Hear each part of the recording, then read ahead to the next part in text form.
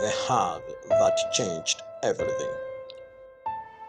Gadothoma is a quaint village nestled on the slopes of Mount Kenya in Kirinyaga. Life there is simple, filled with the harmony of nature and the rhythm of our daily routines. I grew up knowing every face in the village, every path through the fields, and every turn in the small church where I spend most of my Sundays. Among the faces, one stood out: Wamuhu. She was the epitome of beauty, with a serene demeanor that drew everyone in, and a voice that could lift anyone's spirit during praise and worship. Her devotion was inspiring. She led our youth group with a passion that could ignite the coldest heart. Secretly, I admired her not just for her looks, but for the aura she carried. She finished high school a year before me and quickly got a job in Nairobi, the bustling city that seemed once away from our tranquil village. For months, her absence was felt deeply. The church services felt quieter, the youth meetings less vibrant. But life went on, and I found myself trying to fill the void she left. Then, one Sunday, a ripple of excitement spread through the congregation. Wamhu was back. It was a regular youth gathering with Joroge, Kimani, Njogu, Mogo, and I discussing the upcoming event we were planning. The church hall was buzzing with chatter, but my mind was somewhere else, imagining Wamuhu's life in the big city. Suddenly, the door cracked open, and there she was, standing at the threshold with a radiant smile. Her presence immediately drew everyone's attention. "Hello, everyone," she called out, her voice like a familiar melody. We all turned to see her, and I felt a jolt of excitement and nervousness. She looked different, more confident, more vibrant. She made her way through the crowd, greeting everyone warmly. When she reached our little group, something unexpected happened. Wamoho started hugging everyone, something that was quite unusual and almost taboo among us. In our conservative, born again Christian community, physical contact with the opposite sex was always cautious and missioned. Njoroge was the first to receive a hug. He looked taken aback at first, but then relaxed. A broad smile spread across his face. Kimani and Ijogu followed.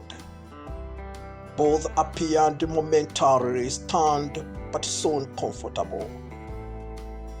Mogo, our chairman, seemed at ease, his calm demeanor never wavering. As she hugged each of them, my heart pounded faster. I was next. When Wamuhu turned to me, my palms were sweaty, and I could hear my heart thumping in my ears. She stepped closer, and I could feel the warmth radiating from her. Her arms wrapped around me in a gentle, friendly embrace. For a split second, time froze. All my anxieties and insecurities melted away. The hug was brief, but the impact it had on me was profound. I felt a rush of emotions, excitement, confusion, and an overwhelming sense of joy. It was as if that simple act had bridged the gap between us, making me feel closer to her than I ever had before. As she moved on to greet others, I stood there trying to process what had just happened. The rest of the meeting was a blur. All I could think about was that hug and the way it made me feel. Later that evening, as I lay in bed, my mind replayed the scene over and over. It wasn't just the physical contact. It was the warmth and the sincerity behind it. Wamohu had always been kind and approachable, but this was different.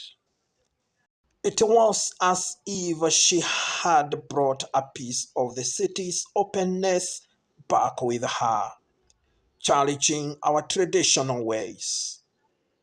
In the following weeks, Wamuhu's presence brought a new energy to our gatherings. She shared stories of her experiences in Nairobi, of the challenges and the excitement of living in a bustling metropolis. She spoke about the freedom and the new perspectives she had gained. And slowly, her influence began to show.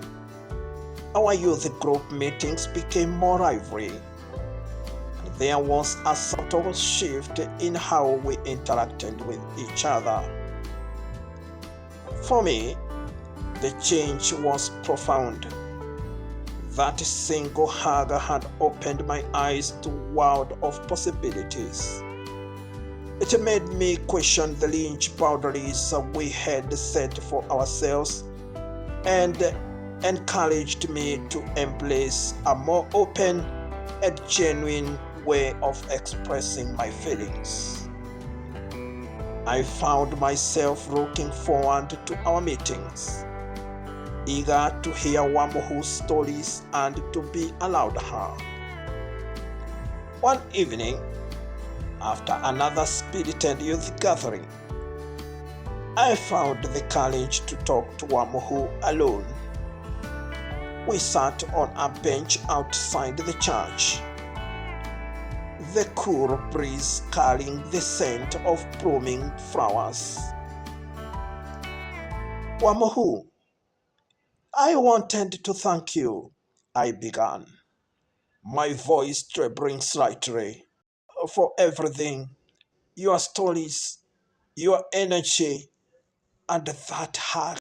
I am glad. Sometimes we need to step out of our comfort zones to truly connect with each other. I learned that in Nairobi, and I wanted to share it with all of you.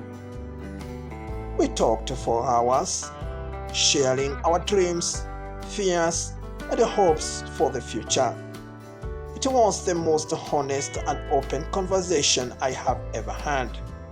By the time we said goodnight, I felt a deep sense of connection and understanding.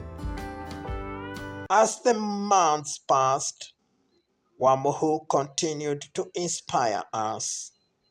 Her return had not only kindled my affection for her, but also transformed our youth group into a more cohesive and supportive community. The hug that had once seemed so scandalous became a symbol of our willingness to embrace change and to connect with each other on a deeper level.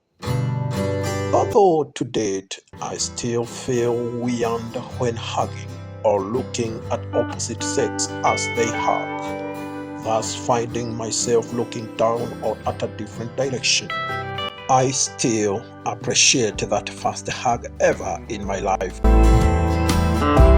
Wamuhu eventually returned to Nairobi, but her impact on our feelings remained. She had taught us that love and warmth could transcend the boundaries we had set for ourselves. That sometimes a simple hug could change everything. And for me, it was the beginning of a new chapter. A chapter where I learned to express my feelings more openly and to cherish the connections that made life truly beautiful. In the end, Wamuhu's hug was more than just a fleeting moment of physical contact. It was a catalyst for change, a reminder that love and kindness could bridge any gap, no matter how wide, and it was a lesson I could carry with me for the rest of my life. Forever grateful for the girl from Gadodhoma who showed me the true power of hug.